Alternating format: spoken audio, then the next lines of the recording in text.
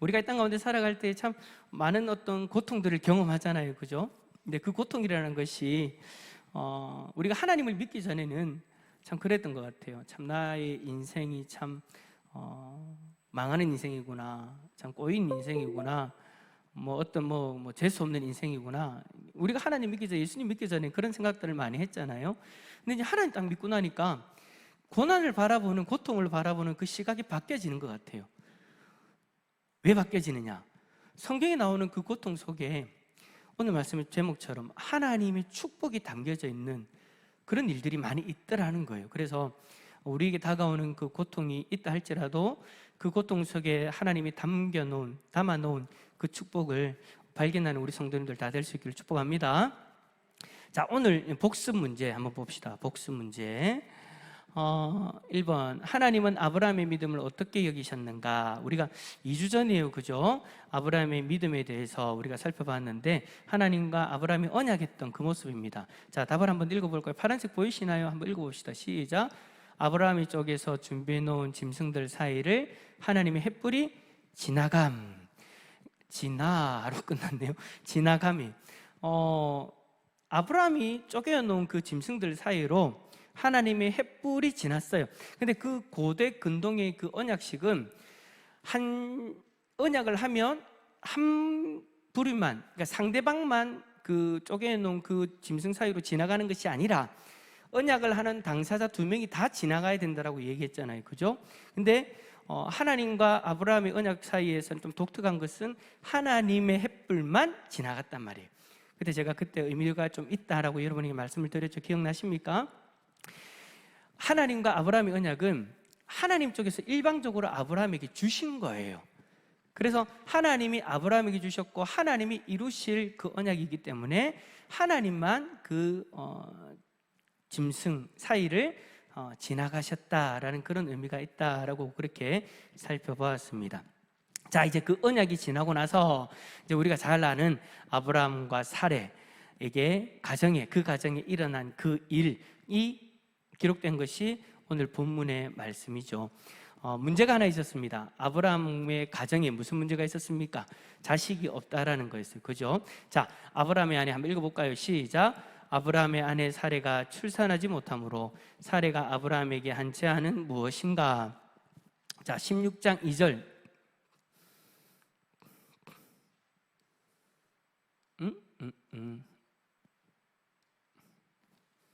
자, 한번 읽어봅시다. 시작. 사레가 아브라함에게 이르되 여호와께서 내 출산을 허락하지 아니하셨으니 원하건대 내 여종에게 들어가라. 내가 혹 그로 말미암아 자녀를 얻을까 하노라 하매 아브라함이 사레의 말을 들으니라. 자, 여러분, 사레가 아기를 놓지 못했습니다. 근데 사레가 아기를 놓지 못했지만 중요한 것이 하나 있죠.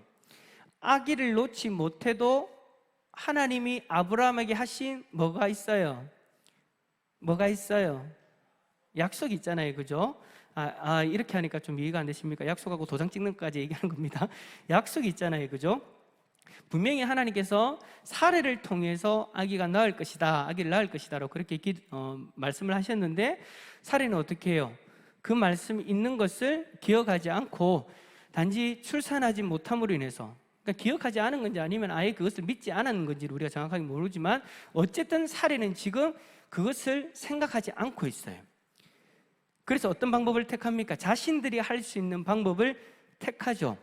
사례는 아브라함이 자신의 여종 하갈과 동침하게 하여서 자녀를 얻고자 합니다. 자, 그런데 여러분, 사례가 약속을 기다리지 아니하고 자신의 여종 하갈을 아브라함에게 주어가지고 자녀를 얻고자 했던 이 행동이 누구하고 비슷하냐면 하와하고 비슷해요. 그래서 여러분, 도표가 보이시죠? 글이 잘 보이시는지 잘 모르겠는데 사라와 하와의 공통점이 있는데 그게 뭐냐니까, 첫 번째는 먼저 사레가 아브라함에게 말했고 하와가 먼저 아담에게 말을 했어요. 당신이 하갈에게 들어가서 아들 낳자, 저거 우리 먹자. 그런 식으로 먼저 사레와 하와가 먼저 말하였고요. 두 번째로 아브라함이 사라의 말을 들었다라는 거예요. 안 돼. 하나님께서 당신을 통해서 아들을 낳게 하신다고 하셨어. 그럼 우리는 그 약속 기다려야지 라고 얘기를 해야 되는데 아브라함은 그런 이야기를 하지 않아요. 착하죠? 와이프 입장에서 보면, 그죠? 남편의 말을 잘 들으니까, 군소리 안 하고 잘 들으니까 어쨌든 그렇게 하고, 아담도 마찬가지였어요. 여자의 창세기 3장 17절에 보면 네가 여자의 말을 들었으니, 아담도 하와의 말을 순종합니다. 잘 들어요. 인류 최초의 인간들은 이렇게 남자들이 여자의 말을 잘 들었는데 요즘 왜 안 듣는지 잘 모르겠습니다. 물론 저를 비롯해서 참 연구해 볼 대상이에요. 어쨌든 아내의 말들을 잘 들었어요. 그리고 또 사례가 16장 3절 앞부분에 보면, 여러분 16장 3절 앞부분 한번 보실래요? 아브라함의 아내 사례가 그 여종 애굽 사람 하가를 데려다가 그 남편 아브라함에게 첩으로 준 때에는, 그러니까 무슨 말이에요? 아브라함이 사례가 아브라함에게 하가를 줬다, 취했다. 그리고 하와도 그녀가 먼저 취했다.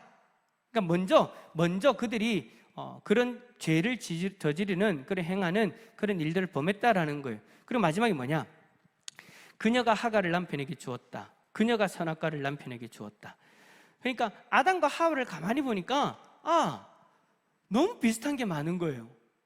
그래서 어찌 보면 사례가 하와의 두 번째 모델로서 성경에 꼭 나오는 것처럼 그렇게 행하고 있죠. 근데 여러분, 또 제일 공통점이 뭐냐면 하나님은 분명히 아담의 가정과 그리고 아브라함의 가정에 약속을 주셨다라는 거예요. 언약이 있었단 말이에요. 언약이 체결되어져 있었단 말이에요. 그 언약을 하와가 무시했고 그 언약을 사례가 무시했다라는 거. 그래서 죄의 제일 처음 하나님과의 그 언약을 무시할 때부터, 그 언약을 불순종할 때부터 들어오는 것이다 라는 것을 우리는 생각하게 됩니다. 오늘 여러분, 오늘 이 말씀을 좀 오해하지는 마세요. 여자가 먼저 죄를 지었다, 뭐 그런 식으로 접근하시면 안 됩니다. 그런 게 아니라 사례와 하와의 어떤 공통점이 있다라는 것을 지금 이야기하고 있는 거예요. 자, 그래서 이번 문제 한번 읽어봅시다. 시작. 사례의 제안에 어떻게 반응하고 행하였는가? 자, 2절 말씀 한번 볼까요? 2절 말씀은 제일 끝에 한번 보세요. 아브라함이 사례의 말을 들으니라. 그리고 4절에 앞부분을 보세요. 아브라함이 하갈과 동침하였더니, 아까 앞에서 얘기했던 것처럼 별 저항 없이, 별 말 없이 아내의 제안을 그대로 수용하고 하갈과 동침하는 그런 일을 행합니다. 그래서 아담도 마찬가지였잖아요, 그죠? 아담도 하와가 와가지고 그렇게 유혹을 할 때 아니야, 그렇게 하면 안 돼 라고 얘기를 해야 되는데, 아담이 하나님 앞에 언약을 체결하고 그렇게 말씀을 순종하겠다라고 해놓고도 불구하고 하와가 와서 그렇게 말했을 때 아무런 반응도 하지 못했고, 아브라함도 분명히 자신이 하나님 앞에서 언약을 그렇게 체결해놓고 사례가 와가지고 그렇게 유혹할 때 아무런 반응을 하지 못했다 라는 것을 보면서, 참 죄라는 것이 참 우리의 어떤 하나님과의 그 관계 속에서 하나님 말씀에 순종하려고 하는 그 의지를 마비시키는 그런 어떤 역할들을 한다라는 것을 우리는 보게 되어집니다. 그래서 여러분, 우리가 있잖아요, 신앙생활을 하면서 내가 어느 순간 하나님 말씀을 하나하나씩 불순종하고 있다면, 여러분, 우리가 솔직히 이게 죄다라는 것을 깨달아야 되는데 깨닫지 못할 때가 있잖아요, 그죠? 깨닫지 못해가지고 그냥 막 사는 게 바빠가지고 그냥 옛날에 이렇게 왔으니까 그냥 당연히 그냥 그렇게 해왔던 어떤 그런 어떤 습관들, 그런 것들을 아무 어떤 의식 없이 그냥 지나쳐 버릴 때가 많은데, 어느 순간 우리가 그걸 깨달을 수 있어야 된다는 거예요. 내가 아무런 저항 없이 뭔가를 하고 있다면 그걸 한번 여러분 곰곰이 한번 살펴봐야 돼요. 이게 혹시나 내가 하나님 앞에서 범죄하는 것은 아닌가? 아무렇지도 않게 행하는 이것이 하나님께서 기뻐하지 않는 모습은 아닌가에 대해서 우리가 한번 살펴볼 필요가 있다. 그냥 아무런 생각 없이 지나가 버리고 있는 나의 습관, 나의 말, 나의 행동들, 그러한 것들을 한번 조심히 한번 살펴볼 필요가 있다. 왜냐하면 죄라는 것은 우리의 어떤 그런 말씀에 순종하려고 하는 감각들을 마비시키고 들어오기 때문에, 그래서 내가 그것을 죄로 인식하지 못할 때가 많기 때문에 한 번씩은 우리가 우리의 모습들을 점검해 볼 필요 있다. 어떤 모습? 당연시 여기는 것들에 대한 점검, 그런 부분들이 우리에게는 필요하다. 제 생각에는 아마 그런 것 같아요. 아브라함도 그렇고 아담도 그렇고 아내의 말에 순종하는 것이 당연시 되어져서 그렇게 흘러온 것 같아요. 그러다 보니까 그들이 그렇게 이야기했을 때에도 분명히 하나님 말씀은 그게 아닌데, 약속은 그게 아닌데 그것을 아무렇지도 않게 어기고 지나가는 걸 보면 우리가 당연시 여기는 것에 대해서 한번 조심히 살펴볼 필요가 있다라는 생각을 한 번쯤 하게 되는 것 같습니다. 자, 세 번째 한번 봅시다. 자, 그렇게 했습니다. 아브라함이 하갈과 잠을 잤습니다. 잠을 잤더니 어떤 일이 일어납니까? 3번 문제 읽어봅시다. 시작. 하갈이 임신을 하자 각자의 반응은 무엇인가? 자, 하갈이 진짜 그들이 원하는 대로 임신을 하게 되어졌어요. 여러분, 제일 처음에 하갈이 임신을 하게 되어졌다라고 되어졌을 때 사레나 아브라함이 어땠을까요? 제일 처음 얘기하는 겁니다. 그 소식을 들었을 때, 지금 오늘 여기 4절과 6절로 들어가기 직전에 하갈이 임신을 했다라는 소식을 듣게 되었을 때 아마 그랬을 거예요. 아하, 봐, 우리가 생각한 대로 하면 되잖아. 당신 내 말 잘 들었지? 내 말 들으니까 봐, 아들 낳잖아. 나의 종이 아들 낳았으니까 저 아들 내 거잖아. 됐어. 우리 생각대로 하니까 되네 라는 그런 생각들 하지 않았겠어요? 그죠? 우리 생각대로 하니까 모든 안 되는 것도 되는구나 라는 그런 생각들을 했겠죠. 그래서 자기들이 한 행동들에 대한 그 결과로 자기들은 행복해질 것이다 라고 생각했을 거예요. 근데 여러분, 아하, 4절을 보세요. 아브라함이 하갈과 동침하였더니 하갈이 임신함에 그가 자기의 임신함을 알고 어떻게 합니까? 그의 여주인을 멸시하니라. 하갈은 그의 여주인을 멸시합니다. 솔직히 사례 입장에서 이런 일이 일어날 거라고 생각이라도 했겠어요?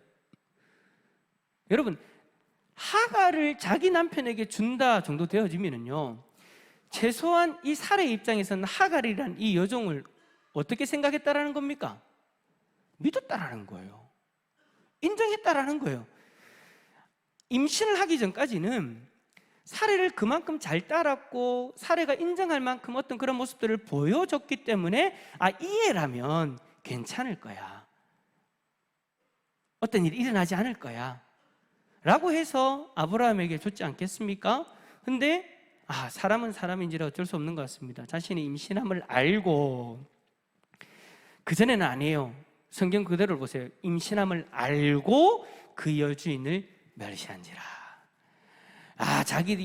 자기들이 생각한 대로 하면 이 뭔가 됐어, 우리가 이때까지 해결하지 못했던 일들을 해결했어, 우리의 힘으로 해결했어 딱 하고 뗐는데 고통이 찾아옵니다. 하갈이 그 여주인을 멸시합니다. 그때 아브라함의 반응이 뭡니까? 6절 말씀.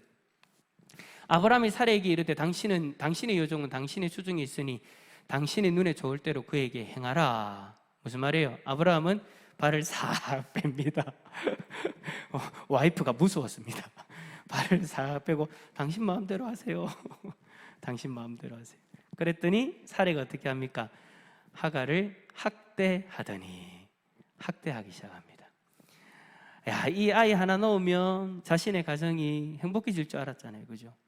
그래서 정말 우리가 생각할 때에는 도무지 있을 수 없는 일을 선택한 거죠. 물론 그때 당시 문화적인 것들을 봤을 때는 그게 일반화되어 있을지는 몰라도, 그래도 여자의 입장에서는 그렇게 하는 것이 참 쉬운 일이 아니잖아요. 그죠? 아무리 그런 문화가 있다 하더라도. 그리고 본인이 직접 나서서 그 길을 택했다는 것 자체가 여러분 쉬운 게 아니잖아요. 그만큼 기대를 했다라는 거예요.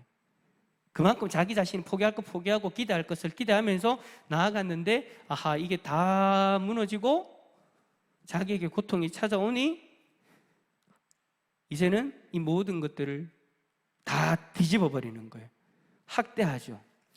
학대하니까 하갈이 어떻게 합니까? 도망칩니다. 하갈이 도망을 칩니다. 자, 도망을 치고 나서 어떤 일이 일어납니까? 자, 4번 문제 한번 읽어볼까요? 자, 4번 문제 읽습니다. 시작.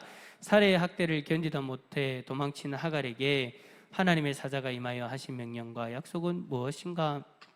자, 우리 하나님 참 대단하지 않습니까? 저는 항상 이 말씀 볼 때마다 아브라함과 하갈과 사례를 보기보다 저는 솔직히 하나님을 보게 됩니다. 진짜 하나님 대단하신 것 같아요. 정말 우리 하나님 좋으신 하나님인 것 같아요.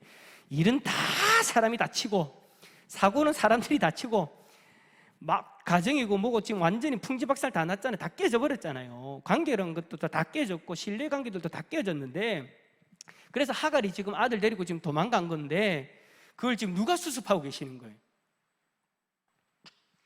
사고는 사람이 다치고 하나님이 지금 수습하고 계시는 거예요. 하갈이 도망가니까 여호와의 사자가 그에게 임합니다. 여호와의 사자가 그에게 이르되 네 여주인에게로 돌아가서 그 수하에 복종하라. 지금 하갈의 그 잘못된 마음을 주의 사자가, 그러니까 천사가 나타나서 바로 잡아주고 있는 거예요. 너 그러면 안 돼. 다시 돌아가. 또 돌아가는데 이제부터는 사라의 말에 순종해, 복종해 라고 그렇게 이야기하면서 그냥 돌아가라, 복종해라고만 이야기하는 것이 아니라 뭐라고 이야기합니까? 여호와의 사자가 또 그에게 이르되 내가 네 씨를 크게 번성하여 그 수가 많아 셀 수 없게 하리라. 뭐 해주시는 거예요? 복을 약속해 주시는 거예요. 사람들이 지금 사고 쳐가지고 벌어진 일이지만 하나님은 그 가정을 긍휼히 여겨주셔서 다시금 하나님이 회복시켜 주시고, 다시금 그 죄로 인해서 낳았던 아들임에도 불구하고 그 가정을, 그 아들의 후손들을 복 주시겠다라고 하나님은 그렇게 약속하고 계시는 거죠. 그래서 명령은 뭐냐?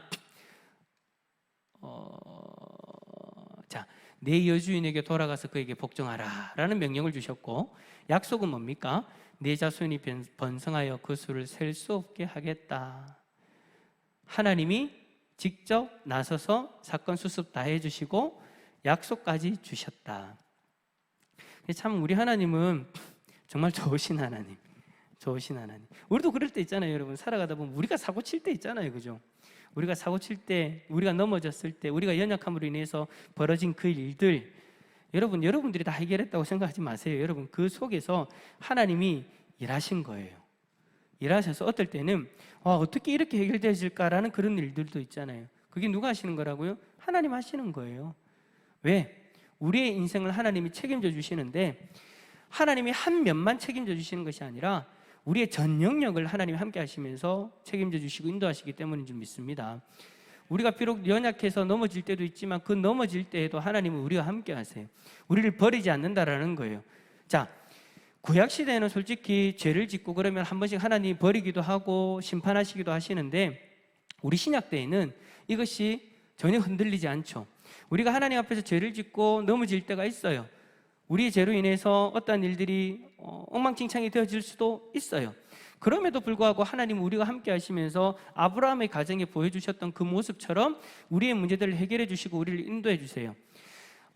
너희가 죄를 지었으니 너희가 해결하라가 아니라 하나님은 여전히 우리 가운데 함께 하시면서 그렇게 우리들의 삶을 수습해 주시고 인도해 주시는데, 왜 그렇게 하느냐? 하나님이 지금 우리 가운데 함께 하시는 그 이유가 우리의 의를 보시고 함께 하시는 것이 아니라 예수 그리스도의 의를 보시고 함께 하시기 때문입니다. 그래서 어떨 때 우리가 넘어지기도 하고 죄를 짓기도 하고 그러지만, 그럼에도 불구하고 하나님이 예수 그리스도의 의를 보시고 우리와 함께 하시고, 우리가 우리의 죄로 인해서 저질렀던 그 모든 것들까지도 하나님이 함께 하시면서 해결해 주시고 수습해 주시면서 우리의 삶을 인도하시더라라는 거예요.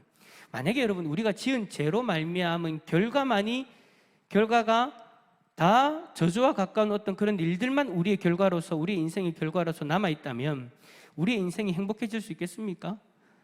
우리가 지금 이 자리에 앉아 있을 수 있겠습니까? 여러분들이 지었던 죄들을 한번 생각해 보세요. 여러분이 말 실수했던 거, 행동으로 실수했던 거, 그런 것들을 하나하나 다 생각해 보세요. 만약에 여러분들이 그 행동의 결과로서 여러분들의 삶에 저주만 임했다면 우리는 솔직히 이 자리에 앉아 있을 수가 없었을 거예요. 저라는 사람은요, 만약에 인생에 살아오면서 지었던 죄로 말미암은 그 죄에 대한 그 어떤 심판만이 내 삶 가운데 쫙 나열되어져서 죄를 지을 때마다 내 주위에 있는 사람들 고통을 다 받고 다 허덕거리면서 다 관계가 깨어지고 막 그렇게 되어졌다면 저는 이 자리에 있을 수가 없죠. 어떻게 그럴 수가 있겠어요? 우리가 다 그렇지 않습니까? 실수할 수 있잖아요. 죄를 지을 수 있잖아요. 그런데도 불구하고 뒤돌아보면 어느 순간 모든 관계들이, 꼬여졌던 관계들이 회복되어져 있고 그 죄의 흔적보다 은혜의 흔적들이 더 남아져 있는 그런 일들이 많이 있잖아요. 그게 여러분 오늘 아브라함의 가정 가운데 역사하셨던 그 하나님이 동일하게 역사하셨기 때문인 줄 믿습니다. 하나님은 그렇게 일하고 계세요. 그렇게 일하고 계신다는 것을 우리 성도님들이 믿음의 눈으로 바라볼 수 있었으면 좋겠습니다. 자, 5번 한번 읽어봅시다. 5번 문제입니다. 시작. 여호와의 사자가 하갈에게 준 아들에 대한 예언은 무엇이며 그 예언의 의미는 무엇인가? 자, 하갈의 아들에게, 이스마엘에게 하나님이 약속해 주시는데 뭐라고 약속해 주시느냐? 12절 말씀 읽어봅시다. 12절입니다. 시작. 그가 사람 중에 들나귀 같이 되리니 그의 손이 모든 사람을 치겠고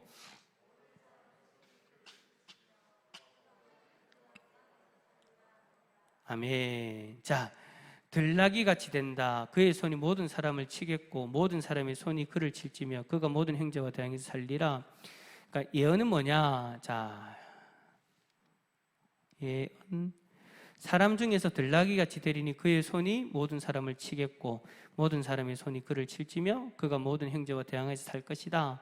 자유로운 삶을 살게 된다. 들나귀라는 것이 여러분 자유로운 존재를 이야기하는 겁니다. 그러니까 이스마엘이 아브라함의 그 가정이 구속되어져서 그렇게 어렵게 살아가는 것이 아니라 지금 하갈이 경험하고 있는 그 핍박을 계속해서 경험하며 살아가는 것이 아니라 자유로운 삶을 살아가게 됩니다. 그러나 축복은 축복이에요. 자유로운 삶을 살아갈 수 있으니까. 하지만 이스마엘에게 한 가지 약점이 하나 생겨버립니다. 그게 뭐냐? 모든 사람과 적대 관계를 형성하게 된다. 그래서 어떻게 되느냐? 평생 주위의 국가들과 원수지며 살아가게 된다. 예. 어찌 보면 이게 복인가? 라는 생각이 들 수 있겠지만 만약에 여러분 하갈 입장에서 그 아들을 데리고 광야로 나와가지고 거기서부터 하나님 도움 없이 살아갔다면 여러분 어떻게 되었을까요? 그 핏덩이를 데리고 자유로운 삶 살아갈 수 있었겠어요? 여러분 우리가 지금 생각하는 것처럼 뭐 차가 잘 돼 있고 도로가 잘 돼 있고 사람들이 뭐 주위에 많고 그런 환경이 아니에요. 광야예요, 여러분. 지금 아브라함이 있는 동네가 살고 있는 그 동네 척박한 땅이란 말이에요. 그 땅에서 지금 핏덩어리 데리고 그 나간 거예요. 나간다는 것은 여러분 거기서 혼자 나간다는 것은 죽으러 가는 거랑 똑같은 거예요. 그런데도 불구하고 하나님 뭘 약속합니까? 자유로운 삶을 약속하시잖아요. 하지만 적대관계를 통해서 주위의 나라들과 그래 어려운 삶을 살아가게 되지만 그 후손들이 그러나 그럼에도 불구하고 계속해서 후손이 이어지는 그런 어떤 은혜를 누리며 살아가는 거죠.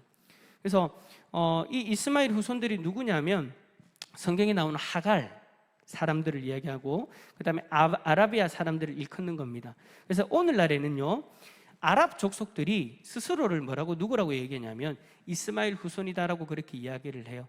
근데 여러분 그 중동의 그 어떤 그 정세들을 보면 항상 싸우잖아요. 그게 여러분 성경에서 이야기한 대로 그렇게 되어져 가는 거예요.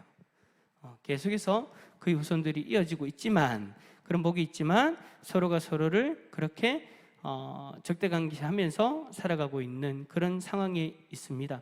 자, 어쨌든 이 총 5가지의 말씀들을 가지고 문제들을 가지고 한번 적용을 한번 봅시다. 1번 한번 읽어봅시다. 시작. 이스마엘이라는 이름은 의미로 하갈의 신음에 응답하시는 하나님을 알 수 있다. 하갈은 비록 사레의 여종이고 아브라함의 첩이지만 하나님은 세상의 눈으로 보잘것없는 그녀의 고통에 개인적으로 반응하신 것이다. 하나님께서 당신의 작은 신음에도 응답하신 경험이 있다면 무엇이 있는가? 자, 앞에서 이야기했던 것처럼 사람들의 죄로 인해서 맺어진 결과입니다. 하갈이 아들을 낳은 것. 아브라함과 사레가 하나님이 하신 약속이 있음에도 불구하고 그 약속을 기다리지 아니하고 자신들의 힘으로 그 일들을 이루기 위해서 행했던 그 죄의 결과가 하갈이고 그 하갈의 아들입니다. 그로 인해서 그 가정이 고통을 경험하게 된 거예요. 우리의 죄로 인하여서 찾아온 그 고통, 여러분 우리도 경험하지 않습니까? 우리가 말 실수한 거, 행동으로 실수한 거, 어떤 일들 속에서 나의 죄로 말미암아 나에게 다가오는 그 고통들. 근데 그 고통들 속에서 우리는 하나님 앞에 어떻게 합니까? 하나님 도와달라고 하죠. 우리가 하나님을 믿는 신앙이 있으니까 내가 비록 잘못해서 온 결과라 할지라도 우리는 하나님 앞에 무릎 꿇고 기도합니다. 하나님, 내가 잘못했어요. 하나님 도와주세요 라고 그렇게 기도해요. 근데 그럴 때 하나님이 네가 지은 죄인데, 네가 지은 일인데 네가 알아서 해야지 라고 하지 않는다라는 거예요. 하갈의 그 모습을 보면서, 그 삶을 보면서 우리는 깨닫는 것이 뭐냐, 하나님은 그 작은 신음에도 응답하신다. 우리 하나님은. 그래서 여러분, 그럴 수 있을 거예요. 내가 죄를 지어서 그 죄로 말미암아 다가온 그 고난, 그 고통 속에서 내가 지은 죄 때문에 이 일이 왔는데 내가 어떻게 하나님 앞에 도와달라고 하노? 라는 생각을 할 수 있어요. 그죠? 근데 여러분, 우리 하나님은 그 모습 보시고 맞다, 네 생각이 맞다, 내한테 어떻게 그런 기도를 할 수 있노, 네가 알아서 해라 하시는 분이 아니다라는 거예요. 우리 하나님은 그럼에도 불구하고 다시금 우리를 회복시켜 주시는 하나님이신 줄 믿습니다. 왜냐? 그 회복이 있어야 다시금 하나님의 뜻대로 살아갈 수 있는 자리에 세워질 수 있기 때문이에요. 누가요? 내가. 만약에 하나님이 그렇게 회복시켜 주지 않고 계속해서 그 죄의 고통으로, 죄의 결과로 고통을 당하면서 살아간다면 우리는 끝까지 하나님 곁으로 가까이 더 나가지 못할 거예요. 하나님 쪽에서 손을 펼쳐 주셔야, 하나님 쪽에서 우리를 붙잡아 주셔야 우리가 다시 회복의 자리로 나아갈 수 있잖아요. 여러분, 이스라엘 백성들이 다 그랬잖아요. 남유다 백성들이 그랬잖아요. 요즘 새벽에 여러분 예레미야 우리가 말씀들을 보고 있지 않습니까? 그 말씀을 봐도 그렇잖아요. 분명히 남유다 백성들이, 유다 백성들이 하나님 앞에 범죄하였고 그 범죄에 대한 심판으로 포로로 잡혀갔어요. 근데 그럼에도 불구하고 하나님 어떻게 하세요? 다시금 회복될 수 있도록 그들을 이끌어 주시잖아요. 하나님은 하나님의 백성들을 심판하실 때 진멸하기 위해서 그렇게 심판하시는 분이 아니에요. 그 심판의 목적이 있어요. 뭐라고요? 회복.